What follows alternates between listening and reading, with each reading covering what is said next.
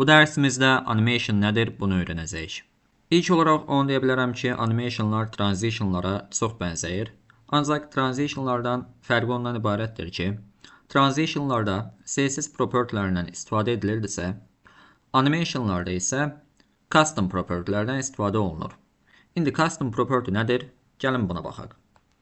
Div içərisində bu şəkildə hündürlük, genişlik və arxa plan rəngi bu şəkildə yazmışam və gəlib bura animation yazdığım zaman extension vasitəsilə bu şəkildə açar sözlər gəlmiş olur. İndi bura custom property-ni qeyd edirəm. Misal move olsun, yəni hərəkət olsun. Duration ilə saniyəni qeyd edirəm. Yəni neçə saniyədə tamamlanacağını burada qeyd edirəm. 2 saniyə olsun. Daha sonra timing function ilə hərəkətin sürətini qeyd edirik. Gəlib easy yazıram. Delay ilə başlamazdan əvvəlki gecikmə vaxtını yazıram. 3 saniyə qeyd edirəm bunu. Iteration count ilə neçə dəfə təkrarlanacağını burada qeyd edirəm. Misal, bunu rəqəmlərlə də yaza bilərəm. 2 dəfə təkrarlansın və yaxud da ki, 3 dəfə təkrarlansın və yaxud da ki, sonsuz təkrarlansın. Infinity yazaraq sonsuz təkrarlanmağını bu şəkildə qeyd etmiş olaram. Direction ilə hərəkətin normal və yaxud da ki, tərsdən hərəkət etməsini və yaxud da ki, hər iki tərəfdən hərəkətini tənzimləyə bilərəm. Hələ ki, normal yazıram bura. Və fill mode. Bu ən çox qarışdırılan bir məsələdir. Fill mode isə hərəkətin əvvəlki və sonrakı vəziyyətini burada qeyd etmək üçün bu açar sözdən istifadə olunur. Misal, mən gəlib burada, baxın burada qeyd etmişəm. None yazdığım zaman bu default olaraq none kimi gəlir. Forwards yazdığım zaman animasiyadan sonra son vəziyyəti saxlayır. Backwards yazdığım zaman isə animasiyadan əvvəlki ilkin vəziyyəti saxlamış olur. Yəni, backwards yazıram bura. Boss yazdığım zaman isə hər iki effekti birləşdirir. İndi bunu boss yazıram. Və daha sonra gəlirəm burada artıq animasiyamızı işə salaq. Alpha keyframe-dən istifadə edirəm. Daha sonra animasiyamın adını burada qeyd edirəm. Və dırnaqlı mötərizəni açıram. Burada from dırnaqlı mötərizəni açıram və burada CSS propertilərini qeyd edirəm. Transform translate x 0 olsun və background olaraq blue olsun, yəni mavi və to yazaraq dırnaqlı mötərizəni açıram.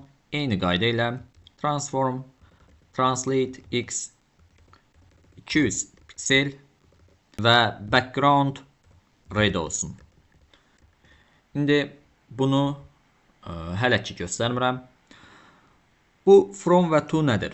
Yəni mavidən qırmızıya keçid etmiş olsun. Sağa 0 pikseldən 200 pikselə kimi, yəni soldan sağa doğru hərəkət edərək rəngini dəyişsin. İndi 3 saniyə gecikmə ilə 2 saniyə ərzində animasiyamız işə düşəcək və sonsuz təkrarlanacaq. Və gəlib baxıram, yeniləyirəm. Baxın, 3 saniyə gecikir və sağa 2 saniyə ərzində bu şəkildə hərəkət edir. Rəngini dəyişmiş olur. Ancaq burada istədiyim bir görünüşü almış olmadım. Çünki düzdür, infinity verdim, sonsuz təkrarlandı. Gəlib bura 2 yazsam. Baxın, sağa getdi, qırmızı rəng aldı və təkrar ikinci dəfə təkrarlandı. Yenə sağa getdi və son vəziyyəti aldı. Burada default olaraq normal gəlir. Mən buna reverse yazsam. Baxın, qırmızıdan başladı, maviyə doğru hərəkət etdi və təkrar yenə qırmızıdan başladı, maviyə doğru hərəkət etdi və mavidə də dayandı. İndi fill modda isə biz boss yazmışdıq. Buna mən forwards yazıram.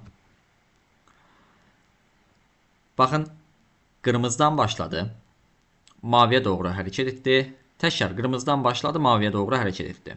Yəni ilkin olaraq gecikmədən əvvəl, yəni 3 saniyə gecikmədən əvvəl bu qırmızı rəngi almış oldu. Və daha sonra hərəkət etdiyi zaman isə mavi rəngi almış olacaq. Yəni backwards yazıram bura. Backwards-a da baxaq. Əvvəlki rəngi, yəni qırmızı rəngi aldı. Mavi rəngə doğru hərəkət etdi və son olaraq da qırmızı rəngdə bu şəkildə dayanmış oldu. İndi gəlirəm burada. Buna mən bas yazıram və bu normal olsun. Bu şəkildə.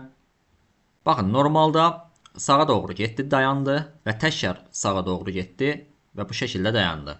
Ancaq mən bunun belə olmağını istəmirəm. Bu sağa və sola doğru hərəkət etsin. Gəlib burada alternate yazdığım zaman, baxın, ilk olaraq mavidədir, mavi rəngdədir. Sağa doğru hərəkət etdi, qırmızı rəngi aldı və təkrar sola doğru hərəkət etdi, mavi rəngi almış oldu.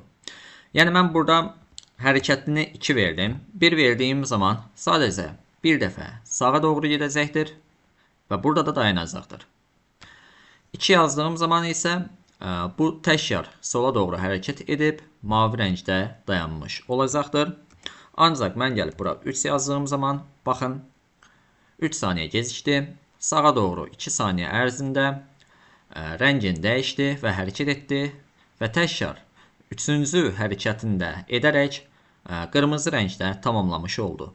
Bu animasiya mövzusunda keyframelərdə from və to-dan istifadə edərək bu şəkildə görüntünü aldıq. Ancaq digər bir istifadə qaydası da vardır ki, gəlib bunu yoruma alıram və animasiyanın addım-ba-addım hərəkətini tənzimləmək istəyirəmsə, faizlərdən istifadə edirəm. Gəlirəm burada 0 faiz yazıram, yəni başlanğıc nöqtəsini bu şəkildə qeyd edirəm və eyni yazdığım CSS propertilərini burada da yazmış oluram.